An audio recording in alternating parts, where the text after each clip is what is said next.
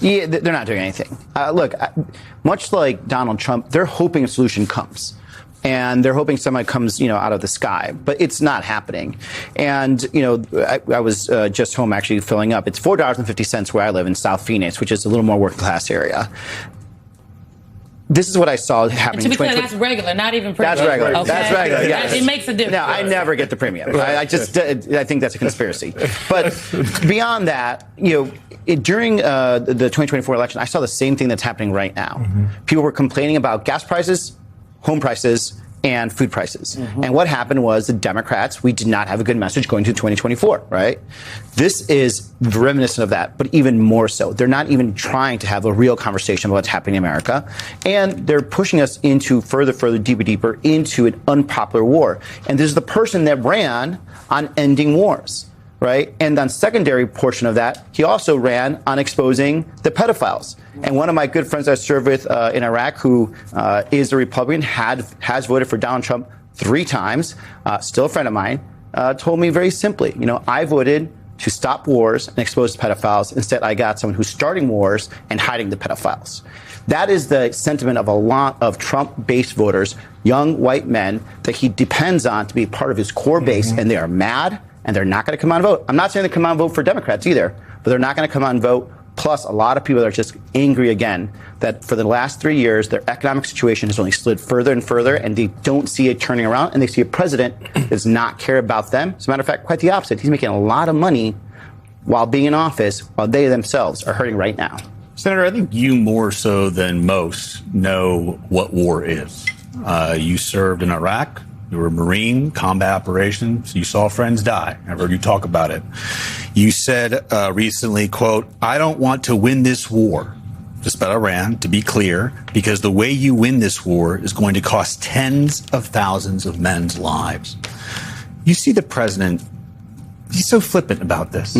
We have to attack Iran because they have a nuclear weapon. And we've now lost 18 service members, depending on how you count, however the Pentagon wants to count. We don't know how many have been wounded over there.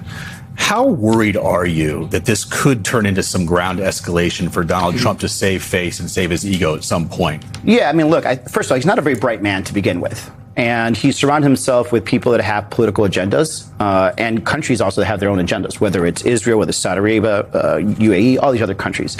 And they could push him into an escalation in the theory that that'll get us out of this. The problem is the deeper you get, the more expensive it gets. And when I say not just money, when I mean blood, right?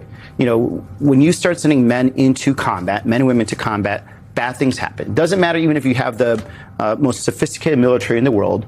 When people go against people in some very small, contained areas with the capabilities of the drone capability now that Iran has, we could start losing men very quickly. And then the worst problem with that is he's such an ego-based man that he would try to double down on it. It's like, well, now I have to send more troops and more troops. We find ourselves essentially circling the drain into a never-ending war like we did for Iraq and Afghanistan. So that's very, very dangerous. The thing that he needs to do is actually work hard to figure out how to get us out of this, right, in the best national interest of this country. And that requires real diplomacy, requires real negotiations. You can't send Dumb and Dumber over there. Witkoff and his, son-in-law aren't going to do it. Bush. Yeah, I mean, you got two guys that, make their living flipping dirt. Versus a country that's used to skilled negotiation. The guy that actually is negotiating for Iran wrote the book on negotiations, right? So then what is the end game then? Because the costs are showing up here at home, and I don't see an offer. Like, no one has actually been able to effectively articulate to me how this ends without America on their knees. From the administration. No, in general. How does the war end? If we don't, without America capitulating, how does the war end? Well, two things you got to remember. Number one, this is why when you go to war, you understand why you're going to war, and you actually understand what the exit is. This is what happened right here. This president was hoping, and his advisor hoping, this was just going to be like Venezuela, right? That's not how you conduct yourself. That was a very responsible action, and the fact that there are still people in his administration that have not been fired should scare the heck out of us, because that means they're probably going to trip us into another war. Number two, at the end of the day, the best thing we could do is make sure that we open up the Strait of Hormuz, that both sides just go back to, at least having some level of detente. And then we go into long-term negotiations to, hopefully rein in any type of nuclear ambition that Iran has. That has to take a long term. There's going to have to be, both sides are going to have to eat it at one point or other if you want to have a technical term of negotiations. Yeah. But it's going to require both Iran and the United States to understand that they both actually can't sustain a long-term fight, nor do they want to get into a long-term fight. But it also requires the president to actually be a leader and not just be led by the nose by some of his advisors and some of these other countries that want to see a never-ending conflict in Iran. Are you running for president? I'm going to answer this. It was a good answer. I'm going to answer this right now, right here. For president? No, ma'am, I'm not going to answer that right now. But, this does concern me. I think, for a lot of us Iraq and Afghanistan veterans, this is something that we see happening again. And they're using the same excuse, by the way.